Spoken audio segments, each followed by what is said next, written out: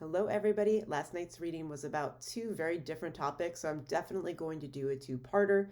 This first piece, we're going to look at women's movements around the Progressive era at the turn of the 20th century, and then we'll talk about trust busting in our part two. So this first video is going to be answering these first three questions. I'm going to provide a broad overview of the Progressive era, which will help us answer this first one.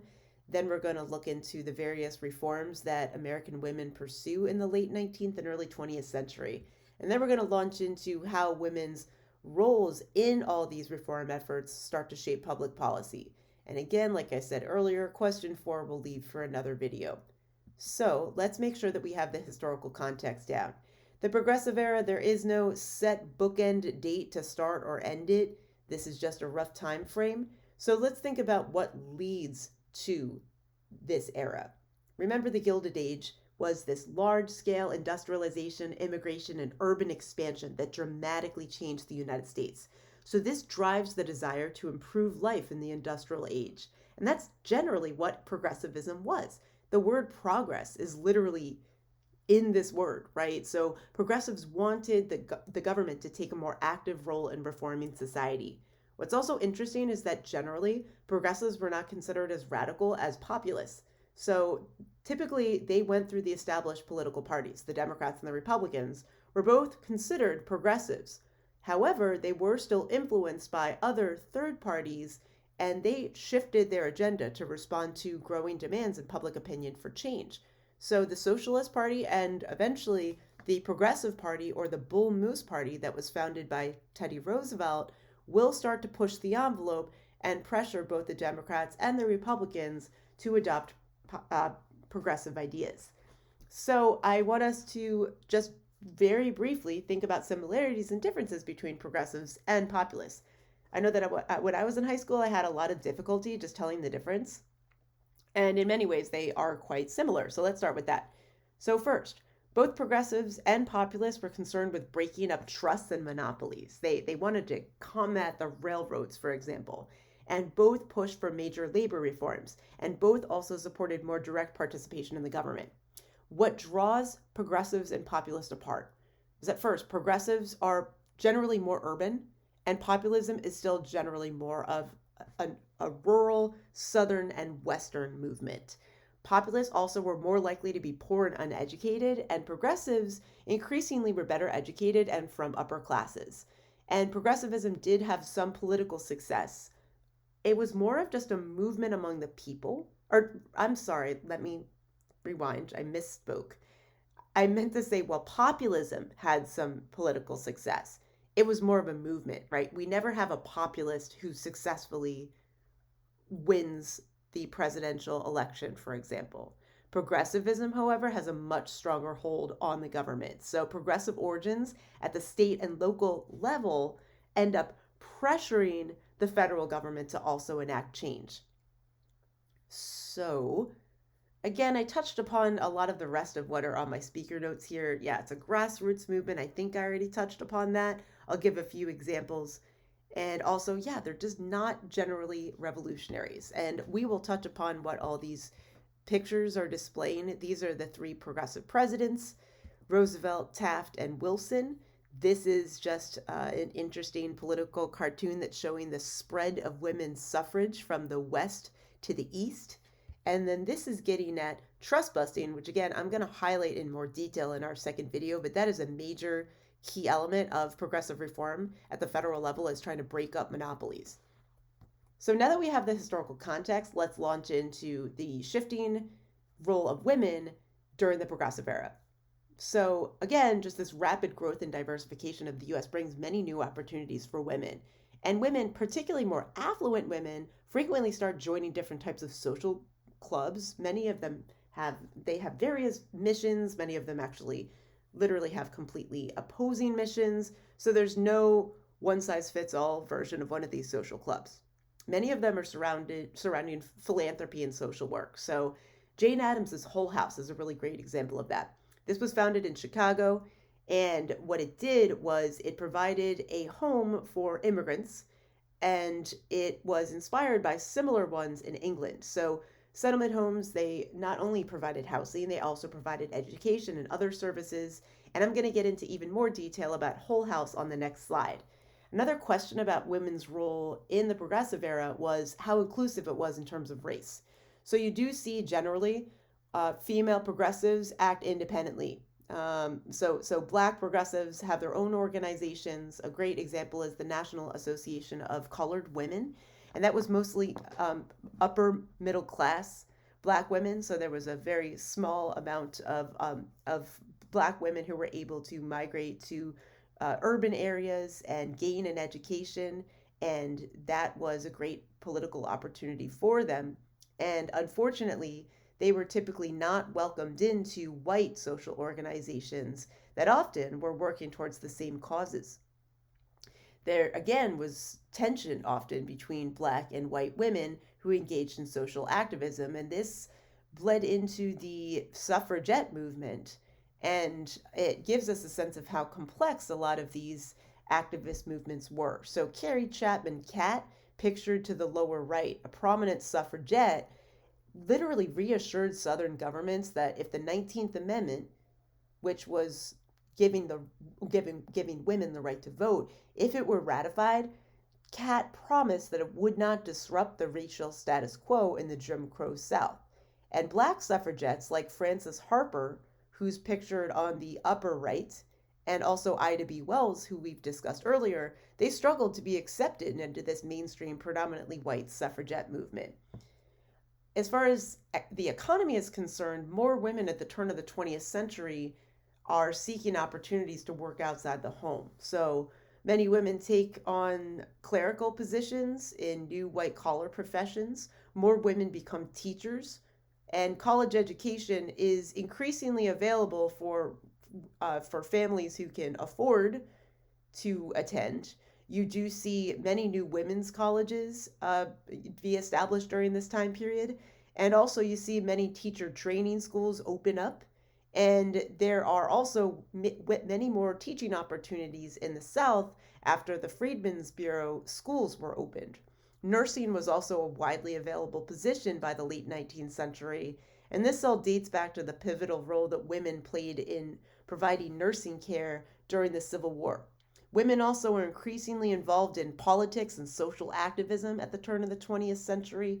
Temperance is a great example that is reducing alcohol consumption. And this was brought on by growing concerns of alcoholism, particularly in the cities. And so the Women's Christian Temperance Union is the best example of a temperance organization. This was founded in 1874, and there was also an anti-saloon league that was more popular in the Midwest and the West that was founded in 1893. Let's zoom in on settlement homes now by taking a closer look at Whole House. So Whole House was founded by Jane Addams in Chicago in 1889, and one of the main goals of a settlement home was to provide services for immigrant communities. And I want us to briefly think about why someone like Jane Addams would want to do this. Jane Addams was born into a prosperous family. She received a college education, and she ended up inheriting this dilapidated mansion in Chicago that she renovated and turned into Whole House. And for many college-educated women at the turn of the 20th century, it was still expected that they were to get married and not do much more. And so service and charity work was increasingly seen as an alternative to marriage for educated women, and it provided crucial services for people that lived in urban areas who were facing poverty. Florence Kelley, who was a companion of Jane Addams, also worked at Whole House, and both she and Jane Addams became increasingly influential in the political sphere due to their work there. So just a few more examples of services provided by settlement homes. And again, they were all over the country, so none of them were exactly the same, but many of them provided language and literacy courses as well as job training for parents. Many of them contained schools and clubs for children, and they also often established different services around the neighborhoods, like building playgrounds, bathhouses, and also public gymnasiums. And again, these were so successful that there were approximately 500 settlement homes across the United States by the year 1920. And I already gave you a little bit of a sense of why Jane Addams decided to found a Whole House. I guess let's just think more holistically about why so many women were establishing these facilities all over the country. They were empowering not only to the people who received these services, but also to the women who ran them. They allowed them to become leaders and they allowed them to become more politically active. They advocated for progressive reforms, they advocated for child labor laws, and also this empowered them to try to seek the right to vote for themselves.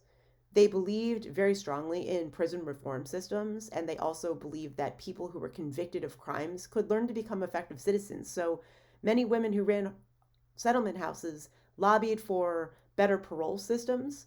And Jane Addams, what's interesting, her political activism ended up leading to her in giving the nomination speech for Teddy Roosevelt when he ran for president as a progressive in 1912. And it was, I don't know if that was the first time ever in United States history that a woman delivered a nomination address in a presidential election. I can't recall any others. Regardless, it was very rare if it had ever happened before that. And Adams was also very active in the Anti Imperialist League.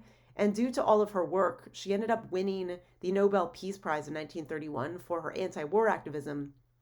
And it's just, yeah, it's just worth thinking about all of these major changes that that were inspired by this movement in urban areas. So, and again, looking at the bottom of my notes, and it's just some fun facts here worth stating. I was talking about how college education was increasingly available for women. I'm always interested in these histories, and a lot of these colleges may be familiar to you as you're starting to think about what you want to do next year. So Vassar was founded in 1861 on the eve of the Civil War, or during the year the Civil War started at least. Barnard in New York City, that's the sister school to Columbia, that was founded in 1889, the same year that Hull House was founded. And Smith College, an all-female college in Massachusetts, was founded in 1875. So the right to vote, this is probably the most important accomplishment that is achieved for women's civil rights during this time period. So the efforts to achieve suffrage predate the Civil War. We already talked about them. Many of the earliest American suffragettes were also very active in the abolition movement. And by the turn of the 20th century, suffragettes have a three-pronged strategy. They're trying to get the right to vote through many different doors of government. So they're relatively successful at the state level in the West. Eventually, suffragettes were able to convince state legislatures to adopt voting rights for women in Wyoming, Utah, Idaho, and Colorado, to name a few. And they also start to go to the courts. Many suffragettes believed that the 14th Amendment, which clarified the conditions of citizenship, inherently gave women the right to vote.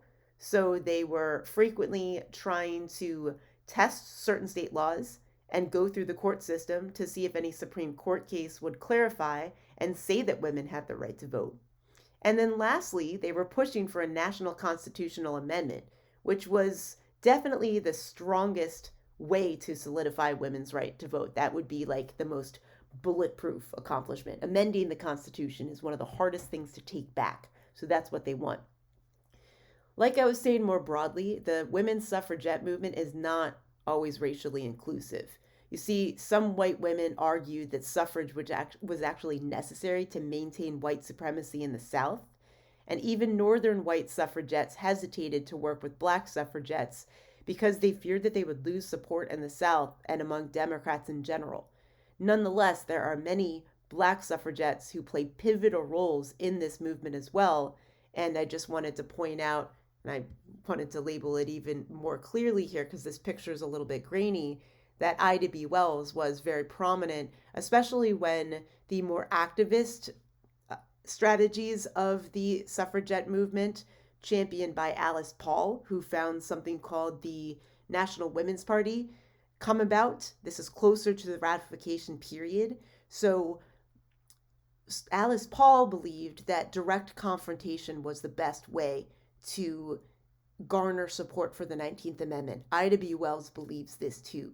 So you see on this photo below a group of suffragettes who were picketing the White House. And this photo was taken during World War I. And that's notable because there was some criticism of women suffragettes that they should put their political cause aside during the war and support the war effort, and then after the war's over, they can resume. But many of these suffragettes are tired of doing that.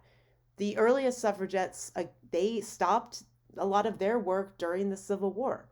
And then here we are, and it's the 19 teens, and women still don't have the right to vote. So you see down here a strategy like this, and these women ended up picketing the White House day in, day out, regardless of weather conditions. And this is going to attract quite a bit of attention. And not all of it was positive attention. So at first, these women, including Alice Paul, were jailed. Some of them went on hunger strikes in prison and were ultimately force fed. And this generated quite a bit of media attention around the world, and it put pressure on President Woodrow Wilson to eventually voice support for the 19th Amendment. And that was eventually ratified by the 3/4 needed of the states, just by one state, I might add. And another thing that's worth noting here is that despite the ratification of the 19th Amendment in 1920, that did not guarantee voting rights for all women. Black women in the Jim Crow South were still subject to Jim Crow segregation. And another thing that's important to note here is that the National Woman's Party, so the more radical wing of the women's rights movement at the time, do not achieve all of their goals. The 19th Amendment was just their first step. They also sought an Equal Rights Amendment, which would have extended even more protections for women. It would very, very clearly establish things like equal pay, equal treatment under the law, due process. And that was introduced to Congress in the 1920s. And still to this day, it is February of 2022, the Equal Rights Amendment has never been ratified. So this is just a few pictures to close us out. I just think it's so interesting. So again, I mentioned that voting rights were achieved for women at the state level, starting in the West. So these are women in New York City who are saying, why not us? I just think it's really, really neat to see these early cars. So again, this would be seen as a more confrontational method to achieve the right to vote, taking place in parades. This is an organization called the Women's National Baptist Convention. They were headquartered in Washington, D.C., an all-Black organization. And here they are, getting ready to march. And then this is after ratification. This is women voting for the very first time in New York after ratification. And this is Mary McLeod Bethune, a very, very famous women's suffragette, and then later ends up playing a prominent role in the Franklin Delano Roosevelt administration during the Great Depression. So we'll come back to her.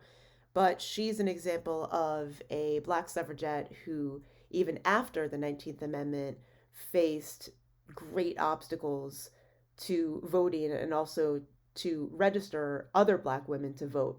So on Election Day Eve in 1920, Bethune was at a polling place in Daytona, Florida, and the Klan marched on the girls' school that she worked for. She was a teacher at the time, and their aim was to scare Black women away from voting. And many women turned out to vote anyway, and they took their courage from leaders like Bethune in order to do so. And so that's a nice success story there. We see that this is a really, really necessary measure for Black women to attempt to exercise their 19th Amendment voting rights. As the 1920s bring about a resurrection of the Ku Klux Klan, however, it's going to be extremely difficult for Black women in parts of the South where Jim Crow is strong and Jim Crow is violent, which it is everywhere that there is Jim Crow, of course. This is a real obstacle. Forgive me, that was not particularly articulate there. I just want to hammer that down. This is not an inclusive movement by any stretch of the imagination, but still, the 19th Amendment is a great accomplishment for women's civil rights history. So here we are. We've reached our halfway point. We'll pick back up with a part 2 on trust busting in a moment. Stay tuned.